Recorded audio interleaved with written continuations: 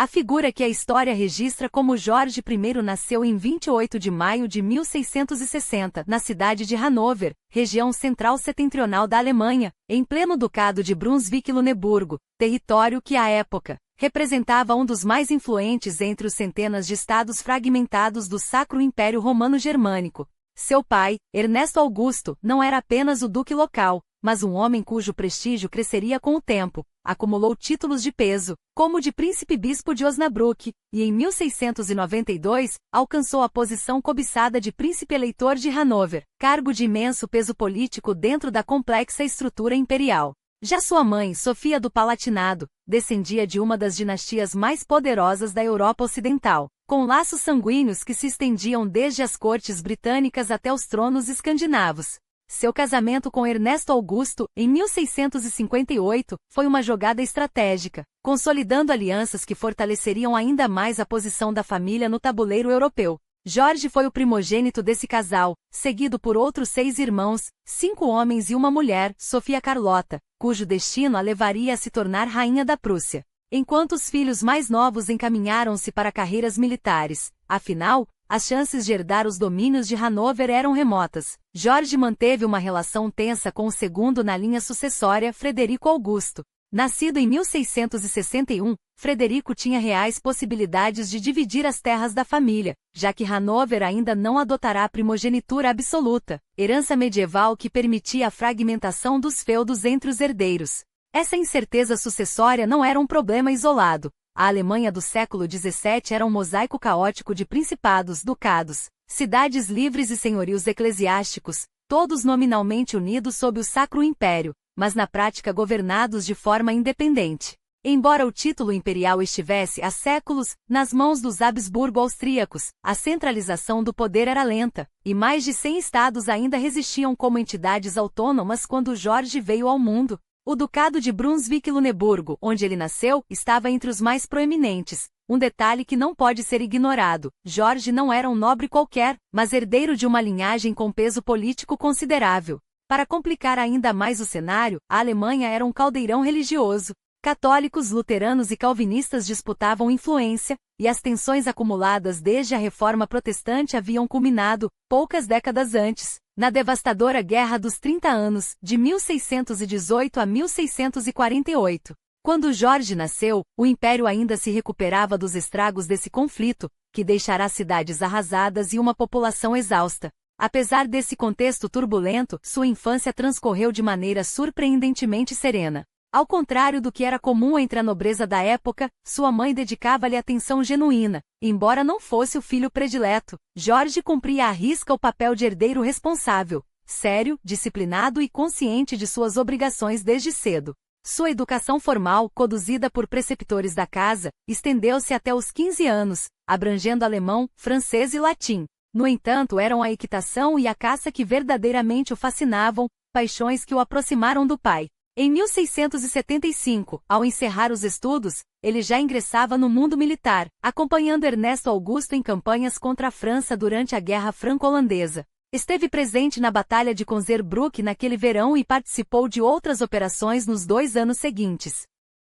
Em 1679, Marco recebeu o título de Duque de Hanover, confirmando sua posição como herdeiro principal. Esse status lhe abriu portas, e em 1680 ele foi enviado à Inglaterra, onde conheceu a corte de Carlos II e recebeu um título honorário em Oxford. Há indícios de que se cogitou, na ocasião, um possível casamento com Ana, sobrinha do rei. Negociações que, se existiram, não prosperaram. De volta à Alemanha, seu futuro foi selado por um acordo familiar. Casaria com sua prima Sofia Doroteia, filha de seu tio Jorge Guilherme. A união, mais do que romance, era uma manobra política para evitar a divisão das terras da família e fortalecer sua posição financeira. O casamento, realizado em novembro de 1682, quando ele tinha 22 anos e ela, apenas 16, logo resultou em 2 filhos, Jorge Luiz, nascido quase um ano depois, e Sofia Doroteia, 4 anos mais tarde. Esta última, décadas depois, desposaria Frederico Guilherme I da Prússia, dando à luz Frederico II, o futuro Frederico o Grande, neto de Jorge I e arquiteto da ascensão prussiana no século XVIII. Mas a vida de Jorge estaria prestes a se entrelaçar com um dos episódios mais decisivos, e hoje esquecidos, da Europa moderna. Desde o final do século XIV, os otomanos vinham expandindo seu domínio pelos Balcãs, estendendo seu império pelo Levante e pelo norte da África, até controlar boa parte do Mediterrâneo. Na década de 1520 já dominavam a Hungria e regiões dos Cárpatos. Em 1683, o grão-vizir Kara Mustafa Pasha liderou um exército de 150.000 homens em direção a Viena, sitiando a capital austríaca. A cidade, subalimentada e com defesas frágeis, estaria perdida não fosse a formação de uma grande aliança cristã, orquestrada por João III Sobieski, rei da Polônia e grão-duque da Lituânia. A intervenção desse exército salvou Viena do colapso e mudou o curso da história, e Jorge, embora ainda jovem, estava indiretamente conectado a esses eventos, que redefiniriam o equilíbrio de poder no continente. Jorge não se limitou a testemunhar a história, ele a moldou com suas próprias mãos. Aos 23 anos, já veterano das campanhas contra os otomanos, marchou ao lado das forças cristãs rumo a Viena, onde, em 12 de setembro de 1683, o destino da Europa foi decidido em uma batalha épica. A vitória esmagadora sobre os turcos não apenas salvou a Áustria como também marcou o início do recuo definitivo do Império Otomano, para além dos Balcãs. Nos anos seguintes, Jorge e seu irmão Frederico continuaram a lutar em sucessivas campanhas, parte de uma cruzada coordenada pelos estados cristãos da Europa Central, determinados a empurrar os otomanos de volta às suas fronteiras e garantir que Viena nunca mais tremesse sob a sombra do crescente islâmico. Mas o destino, como sempre, reservava reviravoltas cruéis. Em 1691, Frederico, ambicioso, impaciente e há muito frustrado com as decisões paternas, caiu em batalha, levando consigo os últimos vestígios de uma divisão dos domínios hanoverianos que um dia poderia ter ocorrido. A ironia era amarga. Anos antes, em meados da década de 1680, seu pai, o Duque Ernesto Augusto, havia decretado que Hanover adotaria finalmente a primogenitura, um princípio que o resto da Europa já seguia há séculos. A partir daquele momento, todas as terras e títulos da família passariam integralmente ao filho mais velho, desde que vivo quando da morte do pai. Para Frederico, a medida foi um golpe. Para Jorge, uma confirmação de que seu futuro estava traçado em letras de ouro. E que futuro era aquele? Pouco depois da morte de Frederico, o peso político de Hanover cresceu de maneira inesperada. Desde o século IV, o Sacro Império Romano-Germânico era governado por um colégio de 7 príncipes eleitores, encarregados de escolher o próximo imperador sempre que o trono ficava vago. Mas a Guerra dos 30 Anos havia bagunçado esse equilíbrio. O eleitor palatino do Reno fora temporariamente substituído pelo Duque da Baviera, como recompensa por sua lealdade aos Habsburgo-austríacos. Quando a guerra terminou, o palatino foi readmitido, elevando o número de eleitores a 8, um número par, e portanto um convite ao impasse. A solução? Um nono eleitor. E em 1692, após anos de manobras diplomáticas, o pai de Jorge foi agraciado com esse título, tornando-se o eleitor de Hanover. De repente, Jorge não era mais apenas um príncipe regional, mas um dos homens mais influentes da Europa Central. Herdeiro de um eleitorado estratégico conectado às principais cortes do continente e, acima de tudo, parte de um jogo de poder que transcendia as fronteiras alemãs. Mas enquanto sua estrela ascendia no cenário político, sua vida pessoal desmoronava. O casamento com Sofia Doroteia de Celle, já frio e distante, degenerou em hostilidade aberta na segunda metade da década de 1680. À medida que Jorge passava cada vez mais tempo longe de Hanover, seja em campanhas militares, seja em missões diplomáticas, até que nos primeiros anos da década de 1690, o desdém mútuo se transformou em algo muito pior. Em 1691, Jorge tomou como amante Erhard Melusine von der Sululembo, uma mulher de inteligência afiada e ambição à altura da sua. Com ela teria 3 filhas ilegítimas, a primeira nascida em janeiro de 1692. Sofia Doroteia, porém, não se deixou humilhar em silêncio. Em 1692, iniciou um caso escandaloso com o conde sueco Philip Christoph von Königsmarck, um oficial do exército hanoveriano tão audacioso quanto imprudente.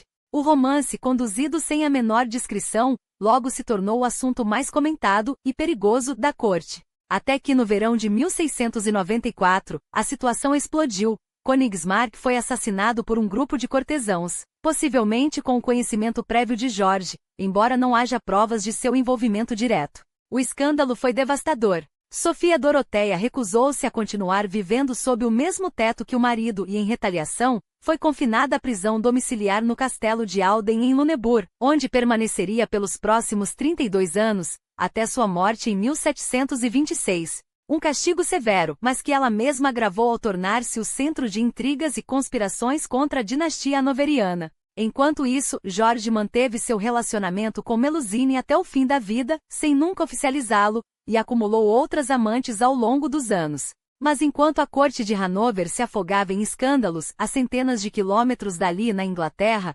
eventos se desenrolavam que mudariam para sempre o curso da história, e com ela, o destino de Jorge. Em 1685, o rei Carlos II morreu sem deixar um herdeiro legítimo, apesar de sua fama de libertino e dos mais de uma dúzia de filhos bastardos.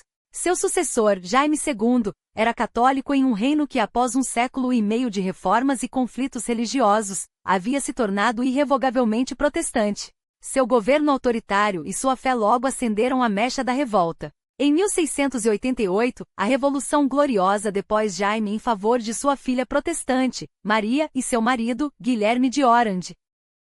Maria II e Guilherme III, porém, não tiveram filhos. Quando Maria morreu em 1694 e Guilherme em 1702, o trono passou para a irmã de Maria, Ana. Mas a sucessão estava longe de ser segura. Apesar de suas 14 gestações, Ana viu quase todos os seus filhos morrerem ainda na infância. Em 1700, seu último herdeiro, o príncipe Guilherme, falecia aos 11 anos. A Inglaterra protestante, horrorizada com a perspectiva de ver o trono cair nas mãos de Jaime Francisco Eduardo, o filho católico de Jaime II exilado na França, precisava urgentemente de uma alternativa. E foi aí que Jorge entrou em cena. Sua avó, Sofia do Palatinado, era neta de Jaime I da Inglaterra, o mesmo monarca que unira as coroas inglesa e escocesa em 1603. Sofia, por sua vez, era mãe de Jorge, o que lhe conferia um direito dinástico inegável. Em 1701, o parlamento inglês selou esse destino com um ato de estabelecimento, que excluía definitivamente qualquer católico da linha sucessória. De repente Jorge, então com 41 anos, tornou-se o herdeiro presuntivo do trono britânico. A morte de seu pai, em janeiro de 1698, apenas consolidou sua posição. Aos 37 anos, ele ascendeu como eleitor de Hanover, duque de Brunswick-Luneburg, embora ainda não soubesse, o homem que em poucos anos, governaria o império onde o sol jamais se punha. Ao longo da década e meia seguinte, enquanto ocupava o título de príncipe-bispo de Osnabrück, Jorge dedicou grande parte de sua energia à Guerra da Sucessão Espanhola, um conflito monumental em que a Grã Aliança, formada por Grã-Bretanha, Áustria, a República Holandesa e estados alemães como Hanover, uniu forças para impedir que um membro da família real francesa herdasse o trono espanhol após a extinção da linhagem direta dos Habsburgos, em 1700. Com a morte do rei Carlos II, a Europa mergulhou em uma guerra que se estenderia de 1701 a 1714. Embora Hanover não fosse um dos principais atores desse palco, seu papel era estratégico: combater os estados germânicos pró-franceses, como a Baviera e Brunswick-Wolfenbüttel, enquanto fortalecia sua própria posição no Sacro Império Romano-Germânico. E Jorge não foi um líder passivo. Ao contrário de muitos príncipes de sua época, ele comandou pessoalmente suas tropas em campanha, demonstrando uma habilidade militar que não passou despercebida. Suas qualidades como general eram tão reconhecidas que em 1707, o imperador o nomeou marechal de campo do Sacro Império, um título que poucos eleitores alemães haviam conquistado. Quando a exaustão finalmente ditou os termos da paz, em 1713 e 1714, Hanover emergiu como um dos poucos vencedores. Seu status como nono eleitor do Império foi reafirmado, e suas fronteiras expandiram-se à custa de vizinhos menores como Wolfenbüttel. A guerra havia transformado um ducado modesto em uma potência regional, e Jorge, em um estadista de peso. Mas outro conflito ainda mais prolongado logo demandaria sua atenção: a Grande Guerra do Norte. Desde o século XVI, o Báltico era um tabuleiro de xadrez onde potências rivais disputavam o controle das rotas comerciais e dos territórios que hoje correspondem à Estônia, Letônia e Lituânia. Os três grandes jogadores eram a Suécia, então no auge de seu poderio militar, a Rússia de Pedro o Grande, e a República das Duas Nações, Polônia-Lituânia, com a Dinamarca-Noruega também entrando na disputa. Estados alemães menores como Hanover eram frequentemente arrastados para o vórtex desse conflito.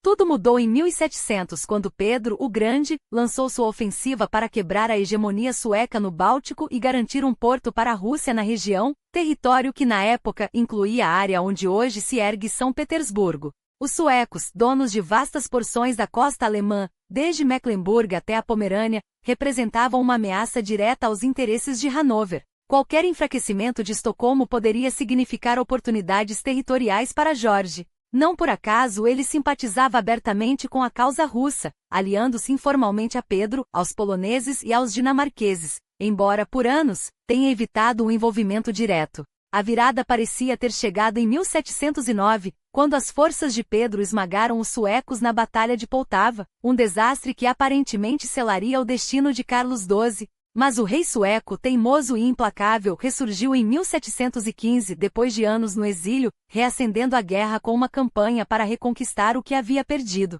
Foi então que Jorge decidiu entrar de vez no conflito, ao lado da Rússia e seus aliados. Seu cálculo era simples: se a Suécia fosse derrotada, Hanover poderia exigir sua fatia nos acordos de paz. Nos anos seguintes, ele enviou dezenas de milhares de soldados para combater os suecos no norte da Europa, enquanto Carlos XII tentava, em vão, reverter o curso da guerra, primeiro contra os dinamarqueses na Noruega, depois em uma série de batalhas desesperadas. O destino, porém, interveio. Em novembro de 1718, o rei sueco foi morto no cerco à fortaleza de Fredriksten, na Noruega. Seu sucessor, ansioso por encerrar um conflito que já durava 21 anos, buscou rapidamente a paz.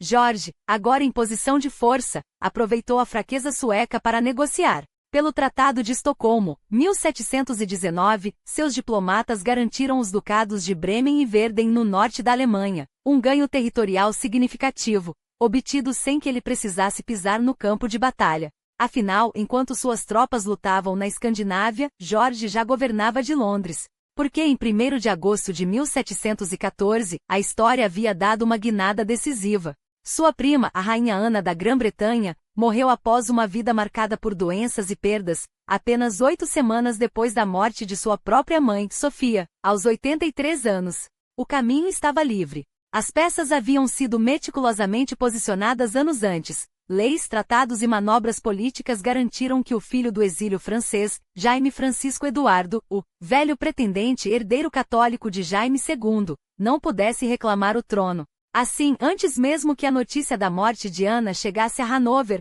Jorge já havia sido proclamado rei da Grã-Bretanha e Irlanda em Londres.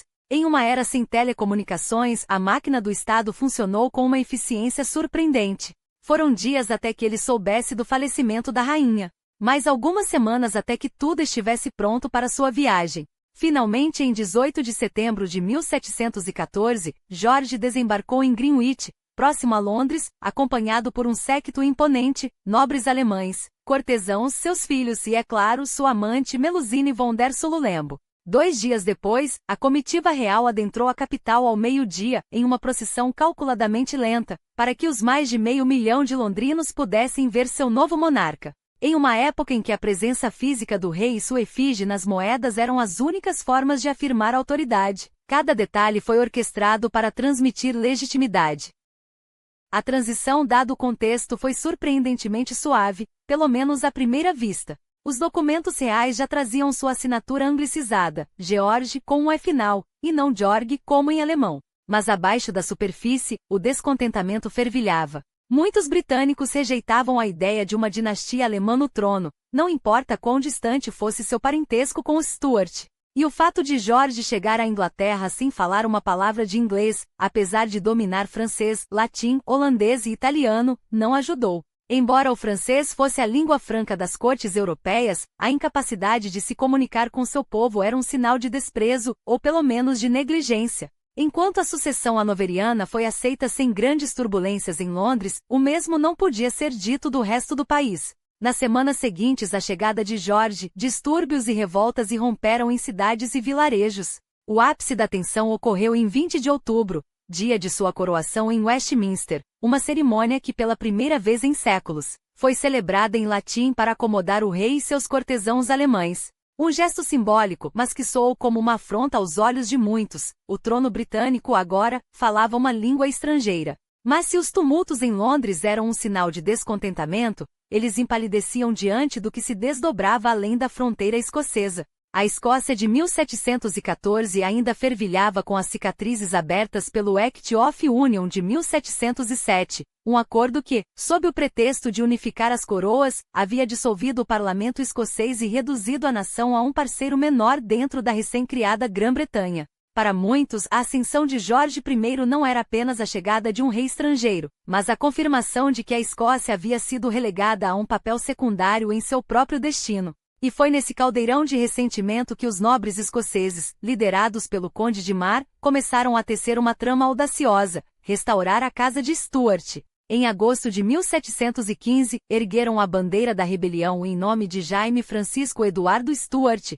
o velho pretendente filho de Jaime II, cujo direito ao trono havia sido extinto pela Revolução Gloriosa. O levante, conhecido como The Fifteenth, inflamou as terras altas, mas sua chama ardeu breve. Até o final do ano, as tropas leais à coroa, reforçadas por milhares de soldados holandeses enviados em cumprimento a um tratado de apoio à sucessão hanoveriana, esmagaram a revolta com eficiência brutal. No entanto, o que poderia ter sido um desastre para Jorge I se transformou em uma vitória quase acidental. A rebelião, mal planejada e descoordenada, falhou em sincronizar os levantes previstos na Escócia e em pontos estratégicos da Inglaterra, como Bristol e os portos do Sul. Sem o apoio holandês, uma força expedicionária despachada em tempo recorde para honrar acertos diplomáticos feitos ainda no reinado de Ana, o resultado poderia ter sido outro. Mas a sorte sorriu para o novo rei. Seu regime sobreviveu ao primeiro teste, ainda que por pouco. O que Jorge encontrou ao assumir o trono, porém, era um sistema político radicalmente distinto do que conhecia em Hanover. Lá governava como um príncipe eleitor absoluto, cercado por ministros de sua escolha, em um regime onde a palavra do soberano era lei. A Grã-Bretanha, ao contrário, já estava a caminho de se tornar uma monarquia constitucional moderna, um legado forjado nas guerras civis do século XVII e consolidado pela Revolução Gloriosa de 1688. O parlamento, não mais um corpo ocasional, mas uma instituição permanente e poderosa, havia reduzido o monarca a uma figura cada vez mais cerimonial. Os altos cargos do Estado, embora ainda nomeados pelo rei, dependiam do apoio parlamentar para se manterem no poder. E foi justamente sob Jorge I que esse sistema deu um passo decisivo rumo à modernidade. Nos anos finais da década de 1710, a pressão da Câmara dos Comuns tornou-se irresistível. Exigia-se que Robert Walpole, então chanceler do erário, assumisse a liderança do governo. Jorge, inicialmente relutante, cedeu após a crise financeira de 1720, o colapso da South Sea Company, que abalou a economia e a confiança na coroa. Em 1721, Walpole emergiu como o primeiro Prime Minister de fato da história britânica, um cargo que ocuparia por 21 anos, moldando o futuro do país. Mas não se engane, embora Walpole tenha dominado a política, Jorge I não foi um rei passivo.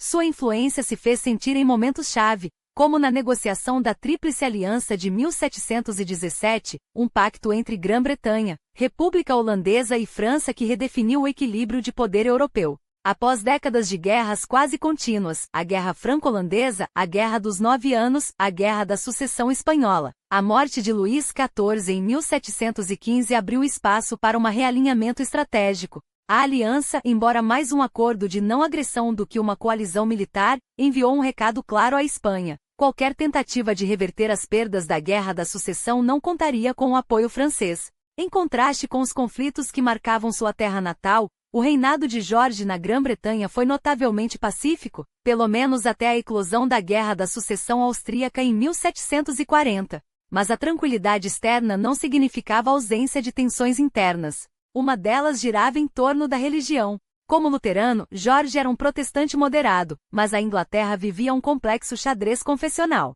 Não bastava ser protestante, importava que tipo de protestante. Os anglicanos, alinhados à Igreja da Inglaterra, representavam a corrente dominante, enquanto calvinistas e puritanos, estes últimos, herdeiros do radicalismo religioso do século XVII, desconfiavam de qualquer sinal de flexibilidade doutrinária. Jorge, no entanto, soube navegar esse labirinto com astúcia. Em vez de tomar partido, adotou uma via mídia, uma política de neutralidade calculada, cujo único objetivo era evitar que as disputas teológicas se transformassem em crises de Estado. Para ele, o verdadeiro inimigo não eram as divisões entre protestantes, mas o catolicismo, uma ameaça que, se não fosse contida, poderia reacender as chamas das guerras religiosas. Essa abordagem pragmática, embora não apagasse as desconfianças, ao menos as mantinha sob controle. Outro campo minado era o parlamento. Em 1719, Jorge foi obrigado a engolir a Peerage Bill, uma lei projetada para frear a criação indiscriminada de novos pares, uma medida direcionada em parte contra ele próprio.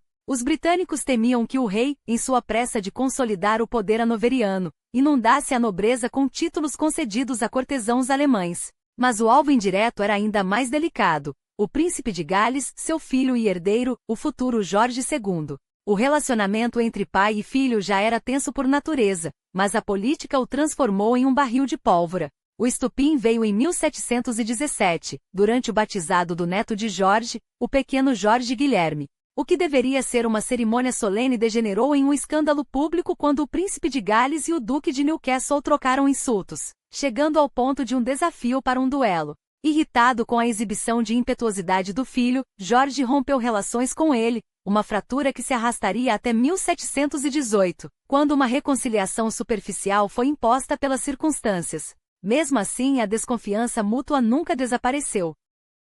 E aqui reside um dos maiores enigmas do reinado de Jorge I. Quem era, afinal, o homem por trás da coroa? Os historiadores o descrevem como um dos monarcas mais reservados e impenetráveis da história britânica, um soberano cheio de contradições. Suas cartas à filha Sofia Doroteia revelam um pai afetuoso, enquanto seu tratamento à esposa, Sofia Doroteia de Celle, trancafiada por décadas em um castelo após um suposto adultério, expõe uma crueldade calculada. Essa dualidade se estendia ao trono. De um lado, a negligência em aprender inglês antes da morte de Ana, um descaso que soava como desdém pelos súditos; de outro, gestos que sugeriam uma preocupação estratégica com a estabilidade do reino. Quando finalmente decidiu aprimorar seu inglês nos anos 1720, não foi por mero capricho, mas por uma estratégia friamente calculada: decifrar o que os jornais ingleses diziam sobre ele.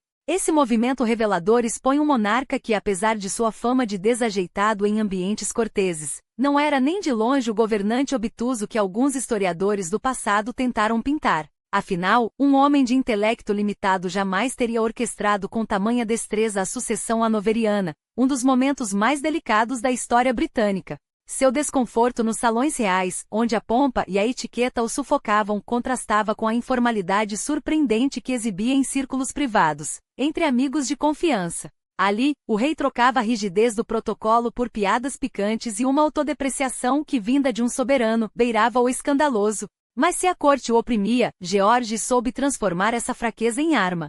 Consciente de que a distância cultural entre ele e seus súditos era um terreno fértil para revoltas, como as que já haviam manchado de sangue seu primeiro ano no trono, empreendeu uma campanha silenciosa, porém eficiente para se tornar mais visível. Os banquetes públicos em Hampton Court, uma das joias da coroa no século XVIII, foram seu palanque. Durante os verões, dezenas de convidados se reuniam para festins nos jardins do palácio, enquanto centenas mais observavam o rei circular entre a multidão, ouvindo petições e, aos poucos, decifrando os códigos de uma língua que lhe era estranha. Documentos oficiais dos anos 1720 comprovam que, embora sua fluência fosse limitada, ele já lia inglês com suficiente domínio para governar, um progresso que sozinho desmente a lenda do monarca ignorante. Seu investimento na corte, no entanto, não se resumia a gestos simbólicos. Os cofres hanoverianos se abriram em um banquete de influência. Caçadas suntuosas reuniam a nobreza e a elite política e econômica, enquanto o patrocínio às artes, embora não tão brilhante quanto o de seus predecessores, tinha um propósito claro. Não havia, é verdade, um Locke ou um Newton em seu apogeu para iluminar seu reinado. O primeiro já morto havia anos, o segundo, um gênio envelhecido na Casa da Moeda. Mas a ausência de grandes nomes não foi um descuido, e sim um acaso do tempo. George chegou a um reino onde os gigantes intelectuais da era anterior já se apagavam. Mesmo assim, soube aproveitar o que restava.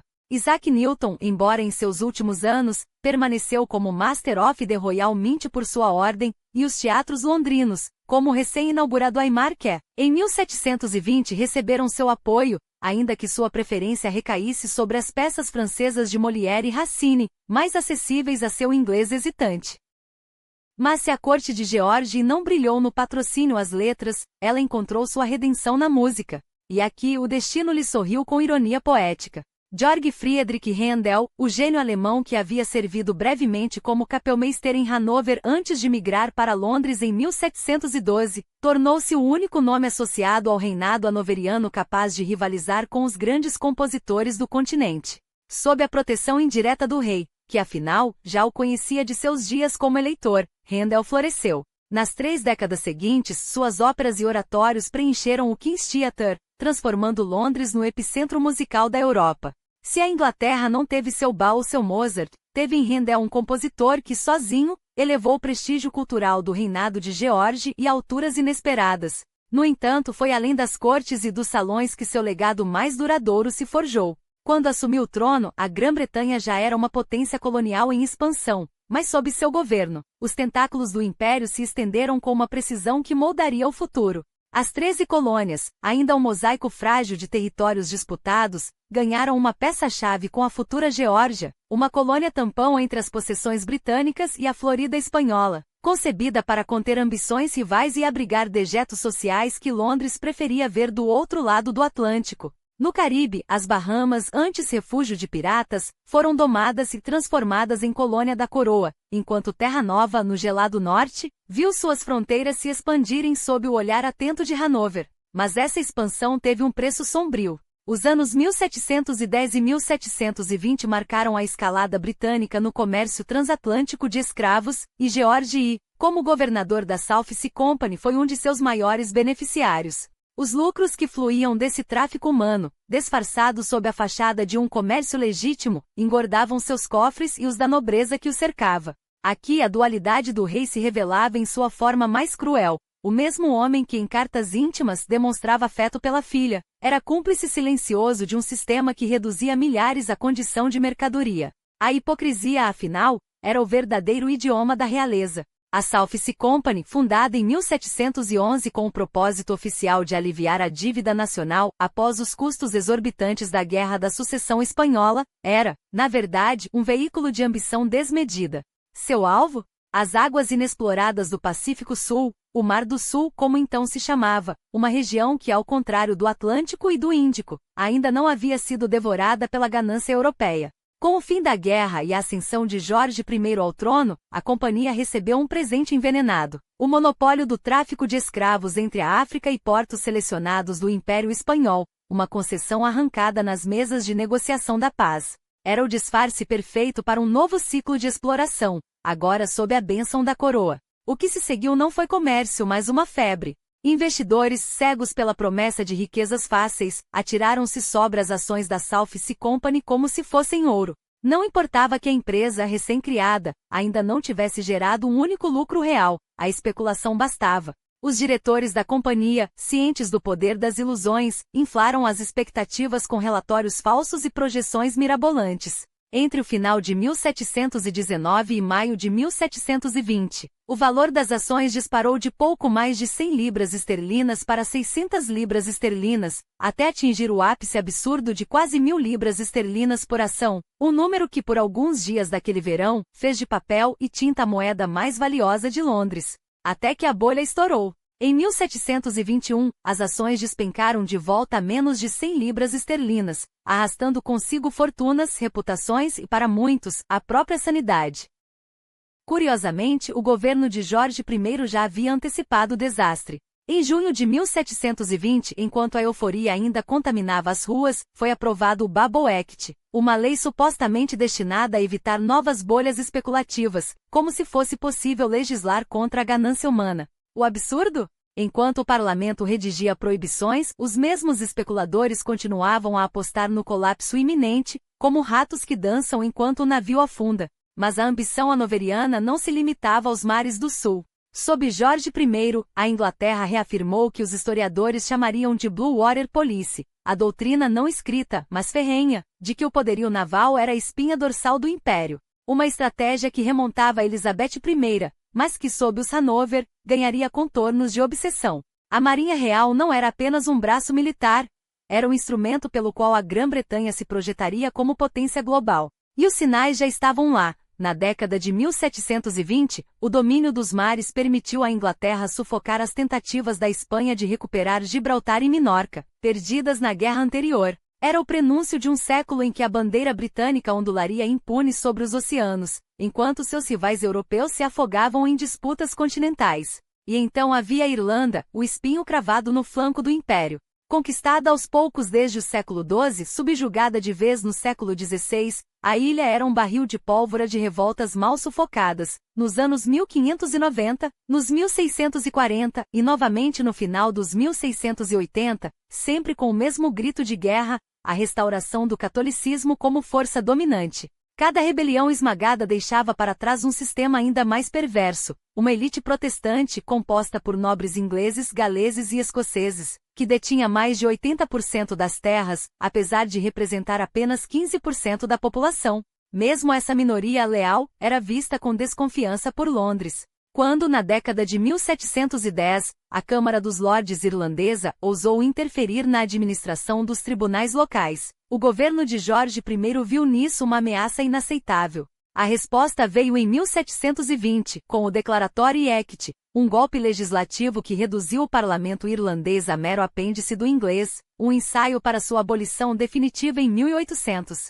Não surpreende que a voz mais ácida contra essa opressão viesse de Jonathan Swift, o deão de St. Patrick's e mestre da sátira corrosiva. Seu nome já era lendário quando George I subiu ao trono, mas foi durante seu reinado que Swift desferiu seus golpes mais certeiros. As Viagens de Gulliver, 1726, era uma crítica velada. As Cartas do Drapeiro, 1724-25, uma declaração de guerra. O alvo? William Wood, um ferreiro sem escrúpulos que após subornar a amante do rei, a duquesa de Kendal, Melusina von der Sululembo, com a módica quantia de 10.000 libras esterlinas, recebeu o privilégio de cunhar moedas de cobre para a Irlanda. Swift, escrevendo sob o pseudônimo de M.B. Drapeiro, expôs a farsa com uma ironia tão cortante que o escândalo se tornou insustentável. Mas foi em uma modesta proposta, 1729, que ele levou a provocação ao extremo. Sugerir que os filhos dos pobres irlandeses fossem vendidos como alimento para os ricos era, na verdade, um espelho erguido diante da indiferença hanoveriana. Se a coroa via os católicos irlandeses como um fardo, Swift mostrava até onde essa lógica poderia levar. E enquanto a Irlanda fervia, George I ainda tinha Hanover para governar. Ao contrário das colônias ultramarinas ou mesmo da Irlanda, seus domínios alemães permaneciam sob seu controle direto, livres da ingerência do parlamento britânico ou de seus ministros em Londres. Embora tivesse passado a maior parte de sua vida na Inglaterra após 1714, o rei retornava periodicamente à Alemanha, como se precisasse lembrar a si mesmo, e aos seus súditos, de que antes de tudo, era um príncipe alemão em um trono estrangeiro.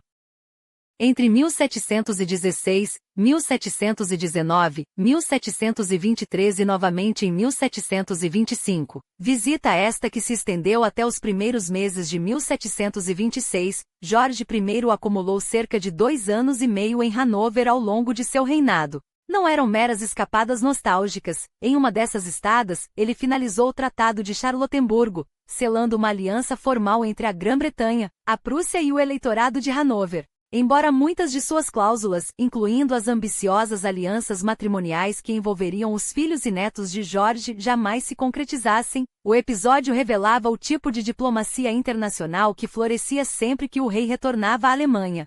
Enquanto isso, a administração cotidiana de seus domínios germânicos ficava a cargo de homens de confiança, como Andreas Gottlieb von Bertorff e Hans Caspar von Bothmer, aos quais George delegava plenos poderes para governar em sua ausência. Mas a verdade é que George nunca se sentirá verdadeiramente em casa na Grã-Bretanha. Os anos em que pisava no solo hanoveriano eram aqueles em que parecia mais leve, como se o fardo da coroa britânica, com suas intrigas parlamentares, suas facções políticas e sua corte cheia de desconfianças, fosse um peso que só aliviava quando cruzava o canal. Seu reinado, nos anos finais, tornou-se um lento afastamento. Robert Walpole, o astuto primeiro-ministro, assumirá as rédeas do governo, e George, cada vez mais recluso, limitava-se a atos simbólicos. Um deles, ironicamente, seria celebrado como um legado seu, a criação da Ordem do Banho em 1725, uma das mais altas condecorações da nobreza britânica, hoje só superada pela Ordem da Jarreteira e pela Ordem do Cardo. No entanto, até mesmo essa glória era, na prática, uma jogada de Walpole, um instrumento de patronagem política, cuidadosamente desenhado para premiar aliados e consolidar lealdades. O rei, nesse ponto, era pouco mais que uma figura decorativa em seu próprio reino. Enquanto isso, no tabuleiro europeu, as alianças se rearranjavam. O Tratado de Hanover, assinado em 1725, uniu Grã-Bretanha, Hanover, Rússia e França em resposta ao Tratado de Viena, que aproximara perigosamente a Áustria e Espanha. Foi um divisor de águas. Pela primeira vez em décadas, a Grã-Bretanha rompia sua tradicional aliança com os Habsburgo e voltava-se para a Prússia, a potência emergente na Alemanha. Jorge, mesmo à distância, moldava o futuro geopolítico da Europa, embora seu interesse real nos últimos anos parecesse estar mais nos netos que cresciam ao seu redor do que nos jogos de poder continentais. Há um detalhe curioso nesse período. No segundo semestre de 1726, Jorge ofereceu refúgio em solo inglês a um jovem Voltaire, então exilado da França após um desentendimento explosivo com o poderoso Duque de Rohan. Foi na Inglaterra que o futuro gigante do iluminismo francês entrou em contato com um ambiente de tolerância e debate intelectual que, segundo suas próprias palavras, moldaria seu pensamento pelas décadas seguintes. Um encontro breve, mas simbólico, o rei alemão que nunca se sentirá inglês abrigando o filósofo que viria a questionar os alicerces do antigo regime. Quando o verão de 1727 chegou, Jorge, já com 66 anos, decidiu mais uma vez retornar a Hanover. Havia passado quase 1 ano e meio na Inglaterra, e o chamado de sua terra natal parecia irresistível. A travessia do canal correu sem incidentes, mas ao adentrar os Países Baixos, seu corpo começou a falhar. Na noite de 9 de junho, após queixas de dores no estômago e no peito, que atribuíra, com irritação, a um excesso de frutas na véspera, sofreu um derrame dentro de sua carruagem. A comitiva real apressou-se em direção a Osnabrück, mas era tarde. 2 dias depois, em 11 de junho de 1727, Jorge I morria. Seu corpo foi levado a Hanover e sepultado no Palácio de Leineschanlos, onde permaneceria até ser transferido, após a Segunda Guerra Mundial, para os Jardins de Herrenhausen, seu lugar de descanso final. Com isso, ele se tornou o último monarca britânico a ser enterrado fora da Inglaterra, um privilégio ou uma excentricidade, compartilhado por apenas outros 5 reis desde a conquista normanda: Guilherme, o Conquistador, Henrique II e Ricardo I, todos no século XII, Felipe II, que governou a Espanha após a morte de Maria Tudor, e Tiago II, exilado na França após a Revolução Gloriosa. Para um país que há séculos enterrava seus reis em solo próprio, era um epílogo incomum, quase um símbolo do homem que até o fim, nunca deixará de ser, acima de tudo, um príncipe de Hanover. E no entanto foi justamente esse estranho no trono que, sem alarde, lançou as bases para o que viria a ser o Império Britânico. Sob seu filho, Jorge II, a Grã-Bretanha daria os primeiros passos rumo à hegemonia global. As primeiras grandes conquistas na Índia na década de 1750, a expulsão dos franceses do Canadá, as expedições de James Cook pelo Pacífico, o mesmo oceano que em vida de Jorge I, ainda era um mapa de especulações e sonhos. Quando seu bisneto, Jorge III, morreu em 1820, o sol já não se punha sobre os domínios britânicos. A nação que herdara era a mais rica do mundo, berço da Revolução Industrial e do capitalismo moderno. Como isso foi possível? Em grande parte graças à estabilidade política que Jorge I, em sua quietude, ajudou a consolidar. Não houve guerras épicas em seu reinado, nem revoluções, nem crises existenciais que abalassem o trono. Para muitos, isso torna seu governo monótono, um intervalo pálido entre os tumultos do século XVII e os dramas de Jorge III. Mas talvez a Grã-Bretanha, em 1714, precisasse exatamente disso, de um rei que não fosse um tirano, nem um guerreiro, nem um visionário, mas um administrador discreto, capaz de garantir a transição hanoveriana sem fraturas e de deixar que as engrenagens do império girassem sem solavancos. Jorge I não foi um grande monarca no sentido tradicional. Não liderou exércitos, não escreveu leis revolucionárias, não deixou para trás um culto à personalidade. Mas foi, talvez, o monarca ideal para seu tempo, o homem certo para estabilizar um reino em transição e abrir caminho para o século britânico que viria. Sem ele, a ascensão do império poderia ter sido muito diferente. E você, como avalia seu legado? Um rei subestimado, cuja moderação foi sua maior força? Ou um governante distante, mais afeito aos salões de Hanover do que aos destinos de seu novo reino? A história, muitas vezes, julga os líderes pelo que deixaram de fazer. Mas às vezes não fazer, ou fazer apenas o suficiente, é exatamente o que um império precisa para nascer. Mas se a história de Jorge I ainda o intriga, se você quer mergulhar mais fundo nas nuances dos bastardos de Hanover, nas decisões que moldaram impérios ou nos segredos que os livros didáticos preferem ignorar, então é hora de ir além. Imagine ter acesso não apenas a esse debate, mas a uma biblioteca de histórias contadas sem filtros, sem interrupções, sem o ruído de quem prefere versões simplistas do passado. É isso que oferecemos, um espaço onde a história respira.